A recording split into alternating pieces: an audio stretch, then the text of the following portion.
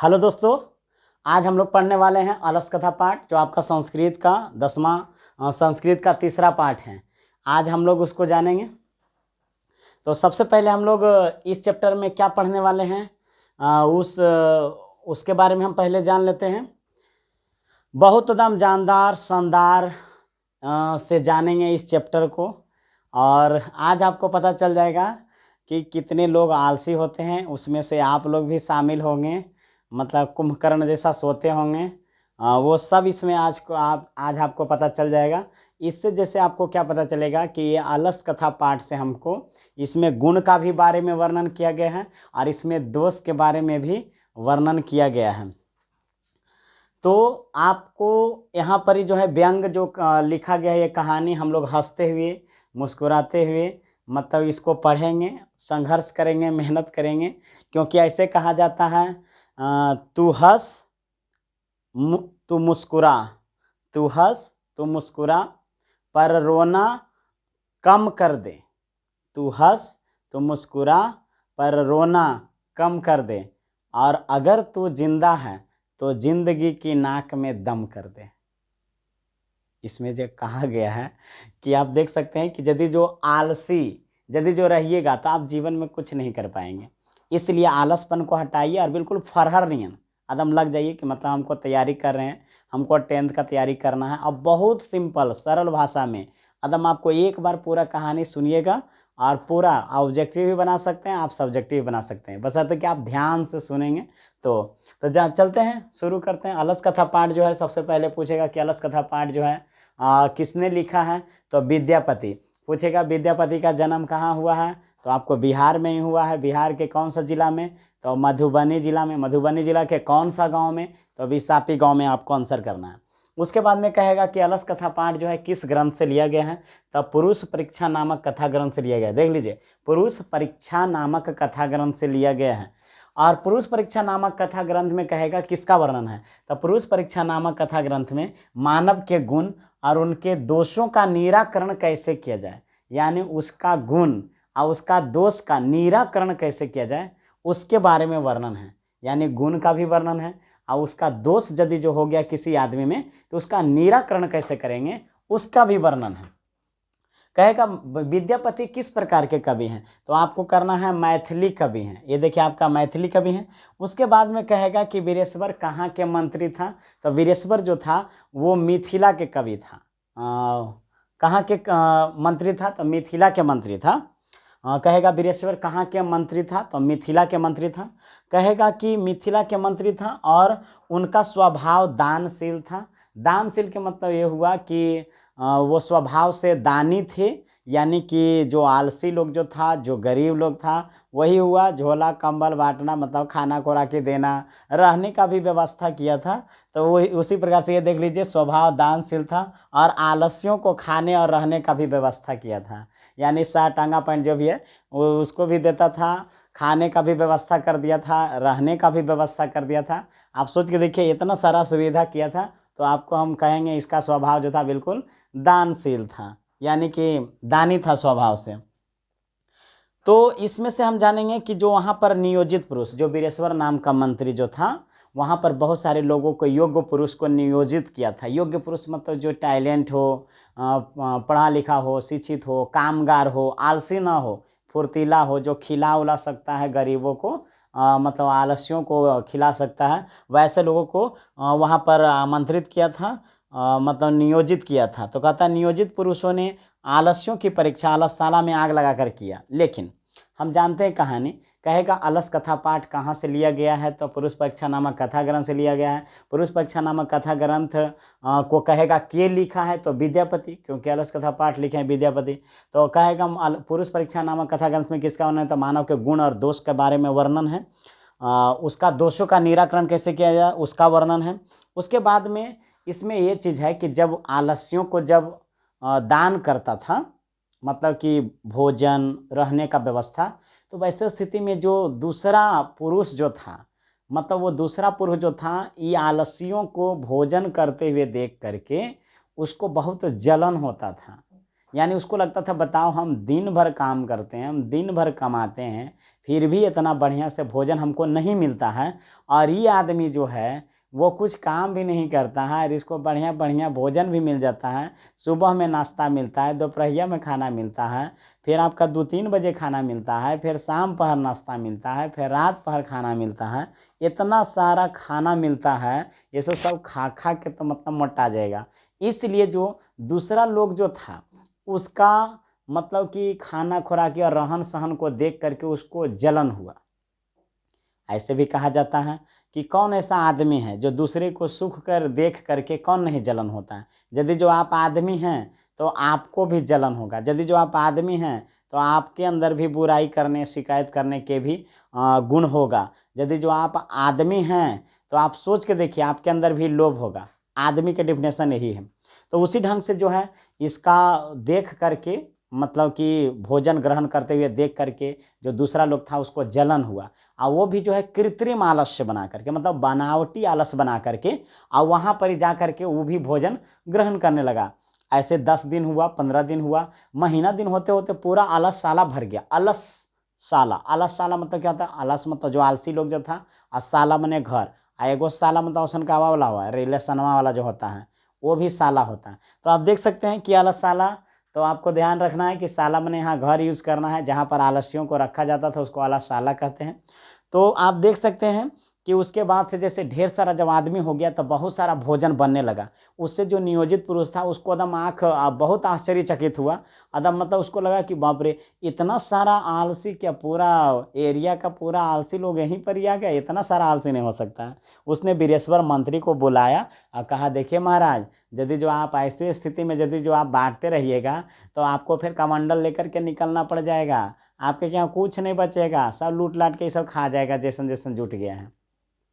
तो वीरेश्वर ने कहा तो क्या करें हम? तो वही नियोजित पुरुषों ने सलाह दिया, कहा क्या चीज? कहा कि देखिए जब आलसी लोग क्या करेंगे कि जब वो आलसशाला में जब खा करके जैसे सोया हुआ रहेगा तो उस समय क्या करेंगे, उसमें आग लगा देंगे। आग जब लगा देंगे तो उसमें जो जो आलसी रहेगा उसमें रह जाएगा, और जो जो आलसी नहीं रहेगा वो अपने आग को देख करके भागेगा। ऐसा तो वीरेश्वर ने कहा कि बताओ, तुम जो ऐसा काम करोगे, यदि जो कोई आदमी मान लीजिए सक्षम सवाल से निकला और सब जहाँ लटक गया, यदि जो सब मर गया, तो ये हमारा जे दानशील है, जो इतना हम पुण्य किए हैं, ये सब हमारा देगा, लटकाइए देगा हमको। लेकिन नियोजित पुरुषों ने उसको हिम्मत दिया, बोला कि कुछ नहीं होगा महाराज, जैसे हम कहते हैं वैसे आप कीजिए, उसमें से सबको पता चल जाएगा, कुछ नहीं होगा, यानी कि उसमें आलस्यों का पता चल जाएगा। तो वीरेश्वर ने कहा ठीक है, देख लो आजमा करके, लेकिन बढ़िया से देखते रहना कि ऐसा ना हो कि सब लटक जाए। इसलिए आलसशाला में जो है नियोजित पुरुष जो है मतलब कि आलस्यों की परीक्षा लिया था, उसमें आलसशाला में आग लगा दिया था। आग लगाने के बाद आप सोच के देखिए, जिसमें सभी जितने भी धूर्त लोग जो था, जो बनावटी आलस यानी कृत्रिम आलस बना करके उसमें जो भोजन को ग्रहण कर रहा था, जो अंगा पैंट पहन रहा था नया नया जब घूम रहा था, वो सब लोग देखा कि अरे आग लग गया, अब तो हम लोग बचने वाले नहीं हैं, सब जल्दी जल्दी दौड़ दौड़ के भाग गया, सब भाग गया और सब भाग गया। उसके बाद में आप सोच के देखिए, इसमें सभी भाग गया और केवल 4 आलसी वहाँ पर ही बच गया था। आप सोच के देखिए, ये 4 आलसी एकदम बाकी एकदम आलसियों से महान था, आदम यह 4 आलसी था और जो आलसमन। और जानते हैं ज़्यादा से ज़्यादा बच्चों में विशेष रूप से आलसपन ज़्यादा होता है। जैसे देखिएगा, सूतेगा, सोने के बाद आप लोग देखिएगा कि उसमें से ऐसा ऐसा भी बच्चा होता है जो कुंभकर्ण जैसा सोता है, ऊपर से कितनों मारिए डंगाइए पानी उड़ेल दीजिए, इसके बावजूद भी उसको कोई फर्क नहीं पड़ता। तो ऐसा ऐसा भी आलसी मिलता है। कभी कभी देखिए सोया हुआ है, वैसे स्थिति में आप सोच के देखिए, उसमें मतलब कि मुंह फाड़ करके भी सोते हैं, उसमें मच्छर निकल गया घुस करके, मक्खी निकल गया लेटरिन करके। ये समन भी ऐसा आलसी भी आप ही लोग में से कोई होंगे, आखिर आप ही में लोग में से भी ऐसा होंगे। और जो इतना आलसपन के जैसा सोने का कब मतलब उठने का कब, ये समन भी करते होंगे। पढ़ने वक्त तो एकदम बिल्कुल नींद आने लगता होगा, आपको पढ़ने में मन ही नहीं लगता होगा, आपको लगवे नहीं करता होगा हम पढ़ें। वही यदि जो मोबाइल देखने के लिए यदि कह दें, और वो भी पढ़ाई वाला चीज़ नहीं, वो वीडियो भोजपुरी वाला, कोई फिल्म, कोई सीरियल, ये समन, तो उसमें नींद नहीं आता है। तो ये देख लीजिए, आपका 4 आलसी उसमें रह गया था। अब 4 आलसी देखिए जब रहा तो उसके बाद देखा कि अरे ये 4 आलसी जो है को भाग ही नहीं रहा है, निकल ही नहीं रहा है, और उस पर आग जो है, अलसाला वाला आग जो है, और वो जो टूट टूट करके आग उस पर गिरने लगा। जब गिरने लगा तो देखा कि अरे इस आदमी कुछ नहीं मतलब कि सुख बुक कर रहा है।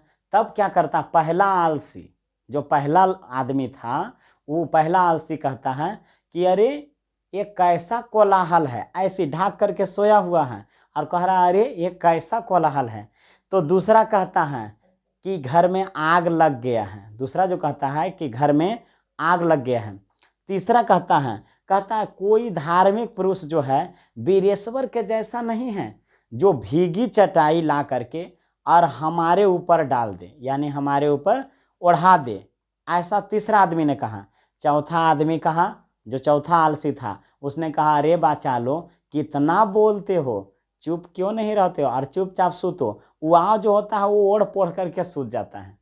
आप सोच के देखिए, ये चारों में वार्तालाप होता है। जब चारों में वार्तालाप होता है तब देखता है कि नियोजित पुरुष और कि ये चारों बचने वाला नहीं है, आग भी उस पर गिर रहा है। तब लगा कि लगता है इस वन पक्का मर जाएगा। तब उसने क्या किया कि चारों आलसियों को देखा कि आलसशाला में जैसे आग गिरते हुए देख करके वो चारों आलसियों को केस पकड़ करके केस पकड़ करके जो चारों आलसियों को बाहर निकालता है। तब जाकर के जब बाहर निकालता है तब वीरेश्वर को पता चलता है कि अच्छा यही 4 गो आलसी था, बाकी सब के सब जो था ना कृत्रिम आलस बना करके और मतलब भोजन को ग्रहण कर रहा था। तब वीरेश्वर ने कहा कि अरे ये 4 ही आलसी है, इसको खूब जितना भी है पूरा जीवन तक खाने भर, मतलब पूरा जो है अनाज शर्ट पैंट जो भी है पहनने वाला खाने वाला ये सब कुछ दे करके इसको भरपूर भेजाओ, यही 4 आलसी आराम से जीवन इसका कट जाएगा, और उसको दे करके भेजाता है। तो ये जो है कहानी एकदम बिल्कुल व्यंग कहानी, यानी इस पर आलस्यों पर मजाक किया गया है कि किस प्रकार से आलसी था ये 4 गो और कैसे। इसके लिए जो है नीतिकारों ने जो नियोजित पुरुष थे, जो योग्य पुरुष थे, उसके लिए देख लीजिए इसमें एक फेमस श्लोक है, और ये फेमस श्लोक में देख लीजिए क्या चीज़ है। कहता है पतिरेव गति स्त्रिया नाम बाला नाम जननी गति। कहता है पतिरेव गति स्त्रिया नाम बाला नाम जननी गति नालसा नाम गति काची लोके कारुणिकम बिना। काची लोके कारुणिकम बिना कहा जाता है, नियोजित पुरुषों ने, योग्य पुरुषों ने कहा कि जिस प्रकार से एक पत्नी के सुरक्षा प्रदान करने वाला उसका पति होता है, एक पत्नी के सुरक्षा प्रदान करने वाला उसका पति होता है, और एक बालक के सुरक्षा प्रदान करने वाला उसकी माता होती है, उसी प्रकार से दयावान लोगों के बिना आलस्यों की भी गति नहीं है। यानी यदि जो ये दुनिया में यदि जो दयावान लोग नहीं रहेगा तो आप समझ लीजिएगा कि आलसी लोग भूखले मर जाएगा, ऐसा है। तो कहता है पतिरेव गति स्त्रिया नाम बाला नाम जननी गति, यानी कि पत्नी की गति उसका पति है और बालकों की गति उसका माता, और दयावान लोगों के बिना आलस्यों की गति नहीं है। ये श्लोक आपका जो नियोजित पुरुष था उसने कहा था।